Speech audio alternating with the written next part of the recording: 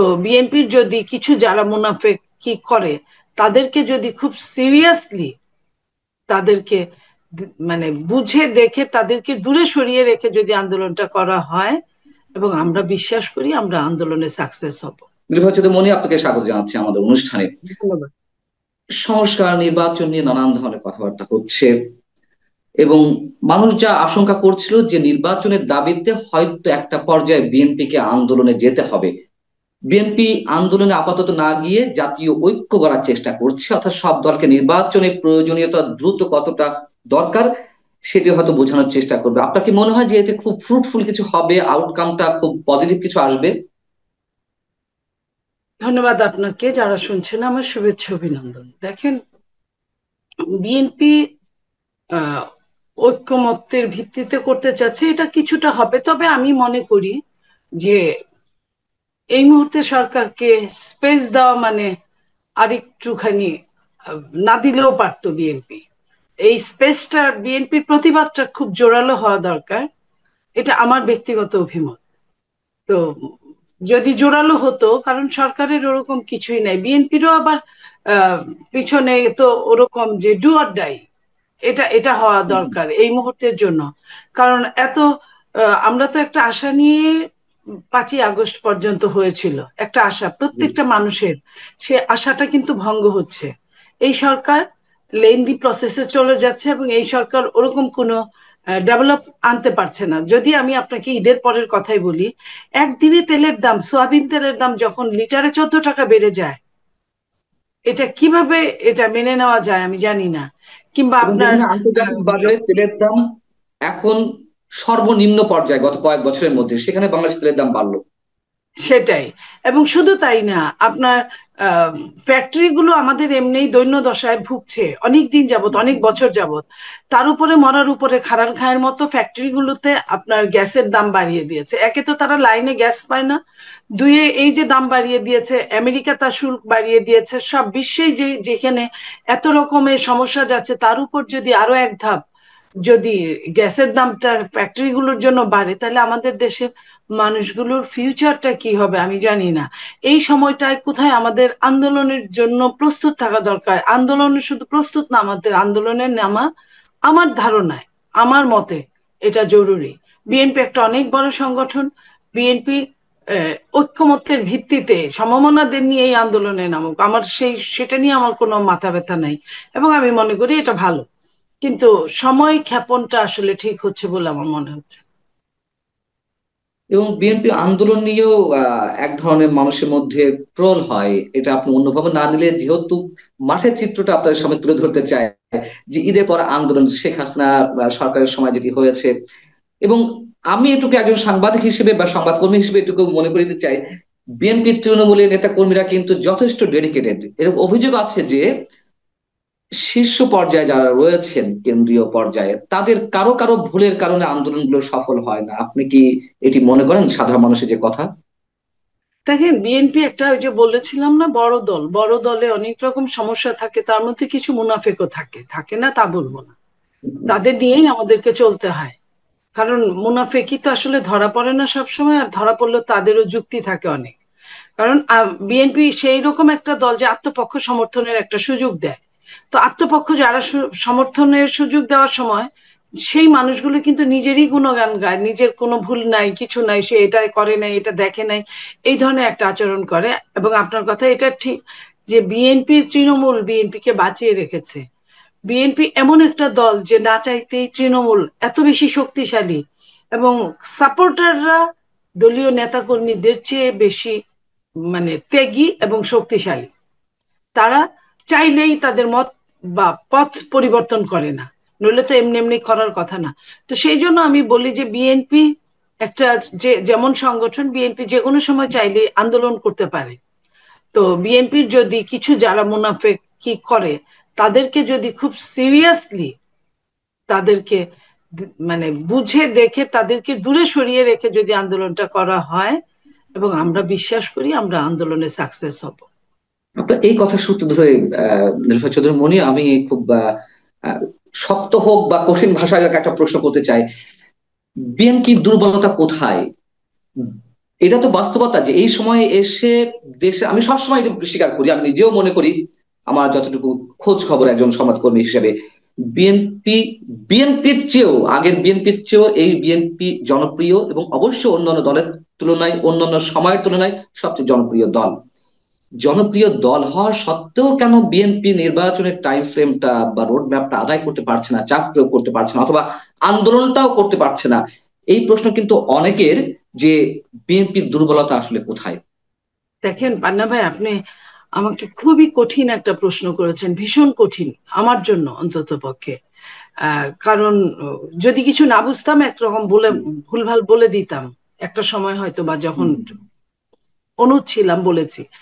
But এখন তো চাইলেই ভুলভাল বলা যায় না। বিএনপির যে দুর্বলতার কথা বলছেন, বিএনপির দুর্বলতাটা আমার কাছে মনে হয় না যে ওই ধরনের দুর্বলতা আছে। তবে বিএনপি জিও পলিটিক্সটাকে জিও পলিটিক্সটাকে ভীষণভাবে গুরুত্ব দিচ্ছে। জিও, আপনি দেখেন যা কিছু ঘটেছে, আপনি যদি খেয়াল করেন 28শে অক্টোবরে আমাদের সাথে যা করা হলো, 2023-এর 28শে অক্টোবরে যা করা হলো, তাতে কিন্তু যত লোক জমায়েত হয়েছিল, তাতে কিন্তু চাইলে ওই দিনও সরকারের একটা পতনের জন্য আমরা আন্দোলন করতে পারতাম। কিন্তু যেভাবেই হোক বিএনপি কাউকে হয়তো বা গুরু মেনেছে আন্তর্জাতিকভাবে, তারা হয়তো বা সেটা চান নাই আমাদের মাধ্যমে হোক বা কিছু, যে কারণে যে কারণে কিছু ছাত্রদেরকে সামনে এনে বিভিন্নভাবে তাদেরকে প্রশিক্ষণ দিয়ে, তারা দেখবেন আপনি যে তারা সব কিন্তু তোতা পাখির মতো বুলিয়া ওড়ায়, কোরাস গানের মতো, যে একজন যে কথাটা বলে ওই লাস্ট জন একই কথা বলে, স্কাউটের মতো। তো সেই জায়গায় আপনার মনে করেন যে বিএনপি কে দিয়ে এই কাজটা করানো হয় না। অথচ দেখেন এই আন্দোলনে আপনি নিজেও একদম হৃদয়ঙ্গম করে বলতে পারেন যে এই আন্দোলনের পিছনের ভূমিকা যেটা সবচেয়ে বেশি ছিল, হ্যাঁ জামাতের অবশ্যই। ছিল, কিন্তু জামাত তো লোক অত বেশি না, বিএনপির লোক অনেক বেশি। তারা নিজের নেমপ্লেট ফেলে দিয়ে তারা কিন্তু এই ছাত্রদের পিছনে জোর শক্তি হয়ে, যখন ছাত্ররা মুসলেখা দিয়েছিল তখনও কিন্তু বিএনপি যদি না থাকতো, এই যে নেম প্লেট ফেলে দিয়ে বিএনপি যদি ছাত্র যুবকরা না থাকতো, তাহলে কিন্তু হয়তোবা এই আন্দোলনটাও নস্যাৎ হয়ে যেতে পারতো। নইলে আমার কিন্তু মনে অবশ্যই, হয় না যে এমন হওয়ার অবশ্যই না, কথা। আমি আপনার সঙ্গে অনেকখানি একমত। এটা হতে পারে যে জিও পলিটিক্যালি যারা ইনফ্লুয়েন্স করছে নানান ভাবে এই দেশের উপরে, এবং আমি যদি ভারত বলি, আমেরিকার কথা বলি, বা যারা প্রভাব বিস্তার করছে বাংলাদেশে, ধরে নিলাম তারা চায় না, কিন্তু বিএনপি কেন তারা রাইট ট্র্যাকে থাকতে পারছে না, আন্দোলনটা কখনোই মানুষের কাছে নিয়ে যেতে পারছে না, এরকম একটি অভিযুক্ত রয়েছে। এটা আসলে বলাটা খুবই কঠিন। আমি এইটুকু বলি বিএনপি চেষ্টা করছে, তবে আমি এটাও বলি আপনাকে, একটা হাতিকে যদি বহু বছর আপনি বেঁধে রাখেন, তারপরে প্লাস্টিকের চেয়ারেও যদি বেঁধে রাখেন, হাতি কিন্তু ঠায় দাঁড়িয়ে থাকে। আমার Right. আমার কাছে এরকম অনেকটা মনে বুঝতে হয় যে পারছেন। বিএনপি এত পুর খেয়েছে, এত রকম, যে আর বিএনপি মানুষকে বিশ্বাস করে, যতটা নিজেকে বিশ্বাস করে তার চেয়ে যারা সুন্দর ভুলভাল কথা বললে সামনের দিকে আসে, আপনি দেখবেন অনেক ইউটিউবার আছে কিছুদিন আগ পর্যন্ত তারা বিএনপির সাথে ছিল, হুম, সিরিয়াসলি, হুম, হুম। তারা বুদ্ধিদাতা হিসেবে ছিল এবং তারা সুন্দর সুন্দর কথা বলতো। আমরা যখন বলতাম যে এটা কিন্তু এজেন্ট, প্লিজ আপনারা এখান থেকে আমরা আমাদের দূরে থাকা বাঞ্ছনীয়, শুধু দূরে থাকা উচিত তা না, বাঞ্ছনীয়, সেইখানে হুম। কিন্তু বিএনপির কিছু নেতারা আমাদেরকেই বরং অন্য চোখে দেখেছে। অথচ আজকে দেখেন কি অবস্থা, অনেক আপনার উপদেষ্টার মধ্যে আছে অনেকেই সুন্দর সুন্দর কথা বলতো, সরকারের বিরুদ্ধে কথা বলতো, বিএনপি মনে করতো এটাই বোধহয় আমাদের লোক, তার প্রতি এমন ভরসা ছিল যে নিজের সন্তানকে দূরে ঠেলে দিয়ে তাকে ওয়েলকাম করত। তারা যে আপনার এসে মুনাফিকি করার জন্য আসতো, এটা বিএনপি কতটা বুঝতে পারতো আমি জানি না। বিএনপির এখন আপনার সমস্যাগুলো কি এই মনে জায়গাটায় হচ্ছে, আমার কাছে মনে হয়। যারা বিদেশে বসে, যারা বিভিন্নভাবে ইউটিউবে, সোশ্যাল মাধ্যমে যারা ইনফ্লুয়েন্সার হিসেবে কাজ করছে, কথিত ইনফ্লুয়েন্সার, তারা জি, বিএনপির বিরুদ্ধে যেভাবে উঠে পড়ে লেগেছে, আপনাদের কি মনে হয় তারা কাদের এজেন্ট? এটা নিয়ে আমারও প্রশ্ন। দেখেন অনেকেই আছে এর মধ্যে যে একটা সময় শাহবাগে ছিল, সেখান থেকে ইউটার্ন করেছে, তারপরে আপনার সরকারে ছিল, সরকার থেকে ইউটার্ন করেছে, তারপরে আপনার বিএনপির এখানে আসলো, সেখান থেকে ইউটার্ন করেছে, তারপরে এই বৈষম্য বিরোধীদের এখান আসলো, এখান থেকেও কখন তাদেরকে বৈষম্য বিরোধীদের যদি আপনার, ওরা তো সত্যিকার অর্থে পান্না ভাই, ওরা আপনারও সন্তান আমারও সন্তান, আমাদের সন্তান কিন্তু এই বয়সেরই, তাই না? ওদেরকে যে বিপথে নিয়ে যাওয়া হচ্ছে, আপনি মনে করেন এত রকম এত সুন্দর সুন্দর বুলি ওরা টাকা পয়সা চুরি করার ক্ষেত্রে কিন্তু ওরা কিছু বলে না। এই যে আমাদের সন্তানরা বই খাতা থেকে দূরে গিয়ে তারা এখন চাঁদাবাজি করছে। আমি এর মধ্যে একদিন এলাকায় ডিসির অফিসে যাচ্ছি, উঠছি নিচে দেখি আমি এরকম এরকম বাচ্চা, আমার কাছে মনে হচ্ছে মেট্রিক পরীক্ষাও দেয় না, চেহারার মধ্যে এত ইনোসেন্ট ভাব। ওরা আমাকে একদম পাশ ফিরে সালাম করলাম যে আরে রে তোমরা কারা? বললাম আমরা বৈষম্য বিরোধী। আমি তো আরেকটা হুচর খেলাম, আমি তোমরা এখানে কি করো, ডিসির অফিসে কি করো? এটাও তো ওদের জায়গা না বলেন ভাই? এইখানে তো ওদের কোনো কাজ নাই। তখন বলে যে হ্যাঁ আমরা একটু আসছি। পরে আমি শুনলাম ডিসি সাহেবের সঙ্গে কথা বলার সময় শুনলাম বলে এরা নিত্যদিন নিত্যদিন আসবে, নিত্যদিন তারা ডিস্টার্ব করবে, নিত্যদিন তারা বিভিন্ন নিচে উপরে বিভিন্ন রুমে গিয়ে বিভিন্ন জিনিসের জন্য তারা আবদার করবে। বিভিন্ন এই জিনিস যে বলতে মানে কি ধরনের জিনিস? যেমন ধরেন যে সরকারি একটা আপনি চাইলে বা আমি চাইলে সরকারি কোনো জায়গায় কিন্তু আমি মিটিং করতে পারি না।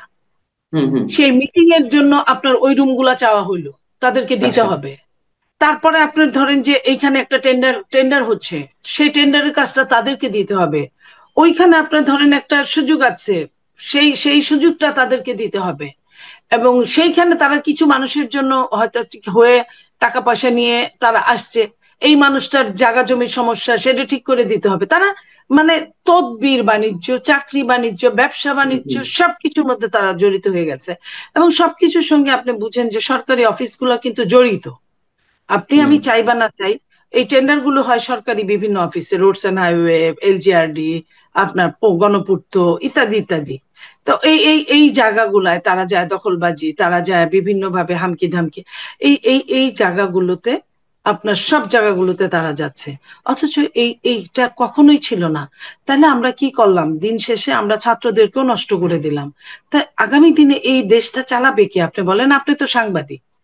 হ্যাঁ, আমি না হয় রাজনীতি করি, আমি তো আগেই নষ্ট হয়ে গেছি। তো দেশটা চালাবে কারা?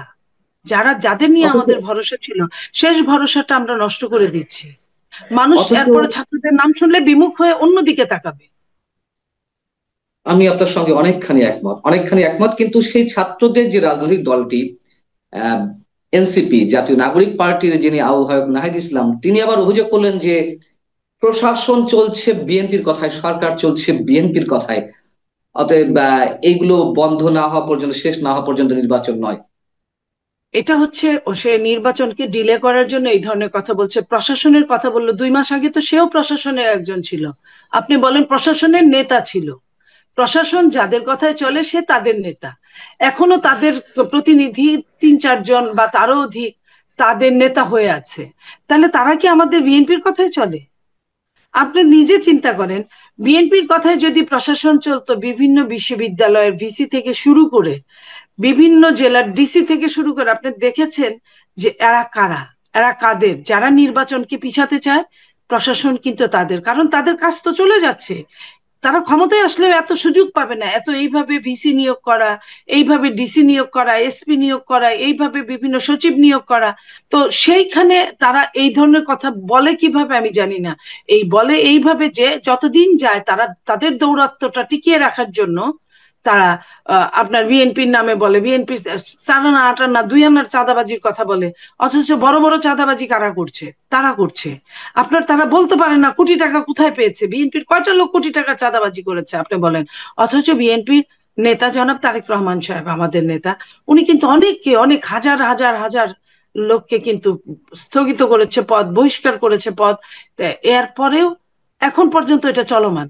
এবং শুধু তাই না, আমাদের আর কি করার আছে আপনি বলেন? আমরা তো পাওয়ারে নাই। আমি আমি আমরা আমি তো চাইলে আপনাকে অনেক জেলে ধন্যবাদ ঢুকাইতে ধন্যবাদ পারি। জানাই। উনি একেবারে তৃণমূল পর্যায় পর্যন্ত চাঁদাবাজি হচ্ছে, আপনারা ব্যবস্থা নিয়েছেন, আপনাদের হাইকমান্ড ব্যবস্থা নিয়েছেন। আমার প্রশ্নটা হচ্ছে, যে অভিযোগটি আওয়ামী লীগের বিরুদ্ধে ছিল, যারা দুর্নীতি করছে, যারা মাঠ পর্যায়ে ত্যাগী বঞ্চিত হাইব্রিড যারা এসে দলের শীর্ষ পদগুলো বাগিয়ে নিচ্ছিল, অনেকে এরকম বলা ছিল যে এরকম 2, 4, 500, 10,000, 20,000 আওয়ামী লীগ থেকে ছাড়াই করলে আওয়ামী লীগের কি আসা যায়, সেম অ্যাজ বিএনপি।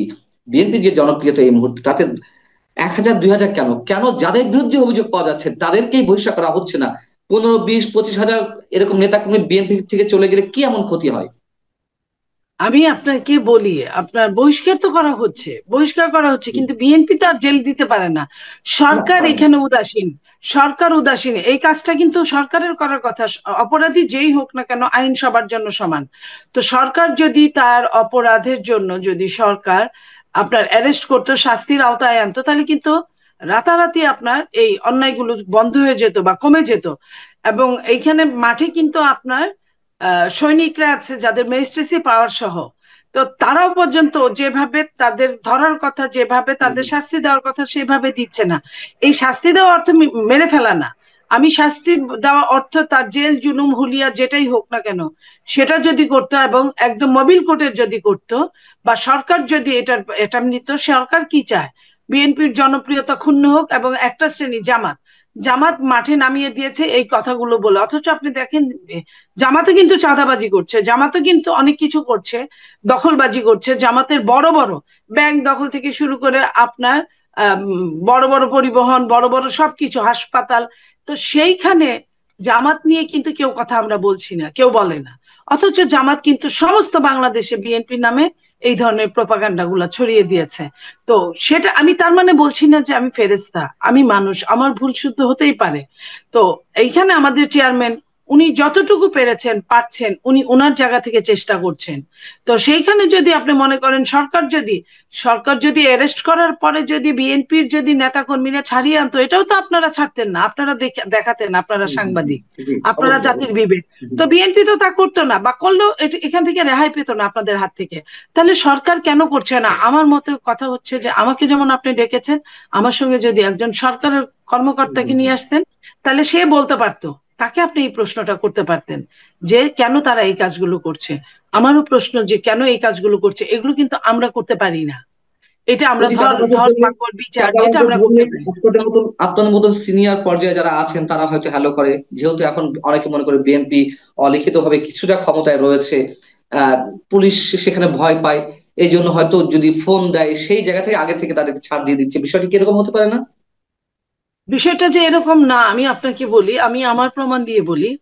আপনি জানেন বড় দলগুলোয় কিছুটা গ্রুপিং থাকে, আমাদের হুম, যে হুম। একদম নাই আমরা বলবো না। জি, সেইখানে অনেক সময় দেখা যায় যে আওয়ামী লীগের নাম এগেনস্টে মামলা করতে গিয়ে কিছু বিএনপির নামও ঢুকিয়ে দেয়, যে ওই গ্রুপের, আচ্ছা দিয়ে দাও, এটার একটু লেফট রাইট করাই।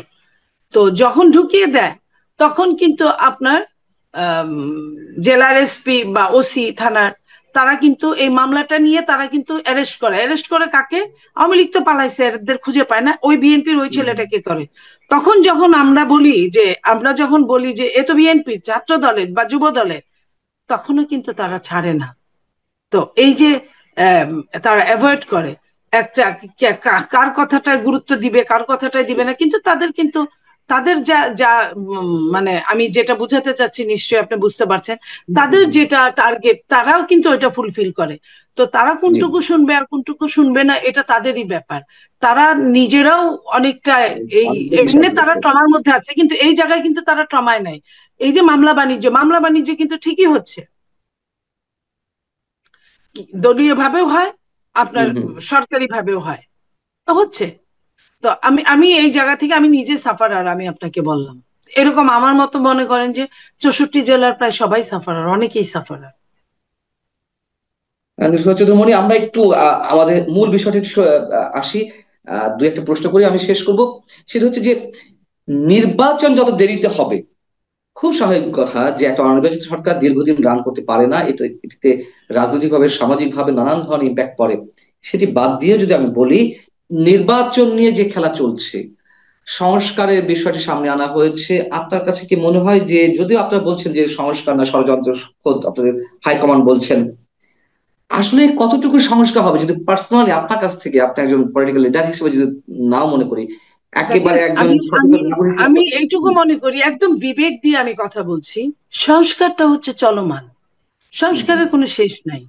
হ্যাঁ, বলতে পারেন যে গুরুত্বপূর্ণ সংস্কার, যেটা গুরুত্বপূর্ণ সংস্কার, ধরেন আপনার মেট্রো রেল অকেজো হয়ে গিয়েছিল, সেটাকে ঠিকঠাক করা, বিটিবি অকেজো হয়ে গিয়েছিল অনেকটা, সেটাকে ঠিকঠাক করা, আপনার সংসদ অকেজো হয়ে গিয়েছে, সেটাকে ঠিকঠাক করা, এগুলো হলো গুরুত্বপূর্ণ সংস্কার, যেটা হাতে কলমে আপনার করা যায়। আর যেটা আপনার সংস্কার, যে সংস্কারগুলোকে দুর্বল থেকে দুর্বলতর করেছে বিগত ফ্যাসিস্ট, তো সেই সংস্কারগুলো কিন্তু এটা লেন্দি প্রসেস। এটা এমন না যে আপনার এক দুই দিনে হয়ে গেল।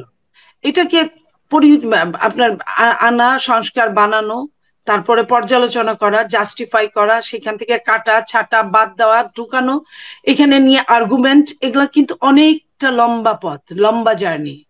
এই জার্নির সাথে নির্বাচনকে যদি আপনি তুলনা করেন, তাহলে নির্বাচনকে সময় ক্ষেপণ করার জন্য আপনি তুলনা করছেন, যে যদি বৃষ্টি হয় তাহলে খেলতে যাব না, বৃষ্টি হয়েছে সুতরাং আমি খেলতে যাইনি। তো এরকম যদি বলে, তো সংস্কার যদি এতই গুরুত্ব তারা মনে করত, আমাদের এখন প্রায় 8 মাস চলে গেল, 9 মাসের সামনে পড়ছে প্রায়, সেই সেই এতদিনে কেন হয় নাই এখন পর্যন্ত? এবং সংস্কার যদি তারা সত্যিকার অর্থে চাইতো, তাহলে সব রাজনৈতিক দলদের নিয়ে একটা কমিটি বানাতো, যে দুইজন, বড় দলে দুইজন বা তিনজন, ছোট দলে একজন বা দুইজন দিয়ে একটা কমিটি বানায়, সংস্কারের যে কমিটি করেছে তাদের সাথে জুড়ে দিত। কারণ আপনি সংস্কার যেটাই আপনি করেন না কেন পান্না ভাই, আপনার রাজনৈতিক দলগুলোর দ্বারা হা জয়যুক্ত হয়েছে 3 বার বলে আপনার সংস্কারকে পাশ করতে হবে, সফলতার মুখ দেখাতে হবে, নইলে তো সফল হবে না সংস্কার। তাইলে আপনি কেন এই সংস্কার তাদের ছাড়া করবেন? তাদেরকে করে আপনি তাদের দেখতে দিবেন, তারা আবার স্টাডি করে পড়ে, তারা আবার ওটা জাস্টিফাই করে, সমালোচনা করে, আমি আপনাকে পছন্দ করি না, আপনি যেটাই করবেন আমি না করব, এটাও কিন্তু একটা দিক। তাহলে এই সংস্কারের শেষ কোথায়? আমরা একেবারে শেষ পর্যায়ে শেষ করছি আপনার কাছে। আপনার কি মনে হচ্ছে যে নির্বাচনটি আদায় করতে হলে আরো একটি বড় আন্দোলনের মুখোমুখি হতে যাচ্ছে বাংলাদেশ? আমার কাছে এক কথায় যদি বলেন, আমার কাছে এরকমই মনে হচ্ছে। কারণ আপনি যদি দুইটা তিনটা দলকে ধরেন, লাইক এখন যে তিনটা দলকে গুরুত্ব দেওয়া হয়, যদিও গুরুত্ব ওরকম কিছু না, আপনি যদি ধরেন দুইটা দলকে দিয়ে যদি আপনি বলাতে পারেন যে না, আমরা তো এখন নির্বাচন চাই না, আমরা শেখ হাসিনার ফাঁসি না হওয়া পর্যন্ত নির্বাচন চাই না, অথবা আমরা সংস্কার পুরা সম্পূর্ণ না করা পর্যন্ত আমরা নির্বাচন চাই না, অথবা বিচার শেষ না করা পর্যন্ত নির্বাচন চাই না, হ্যাঁ, তাইলে আপনার আরেক দল কত বড় সেটা বড় কথা না, আপনার সে কিন্তু একটা উষ্টাগত হবে। তো তখন আপনার আন্দোলনের কোনো বিকল্প নাই, যেটা ডু অর ডাই। যদি আপনি এটাকে নেন যে আমাকে নির্বাচনে আসতে হবে, এবং আপনি জানেন বিগত সরকারে কিন্তু নির্বাচনটা কি বড় একটা ছিল, সমস্যা ছিল, এবং এই নির্বাচন করে বিএনপি কিন্তু একের অধিকবার নির্বাচন বর্জন করেছিল। জি। 14-তে বর্জন করেছিল, 24-এ বর্জন করেছিল।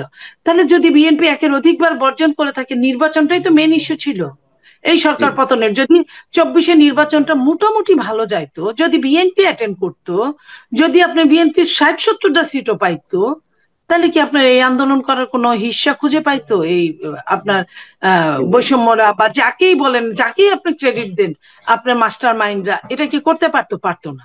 তা এটার সমস্যার মধ্যে কিন্তু মেন কেন্দ্রবিন্দুই হচ্ছে নির্বাচন।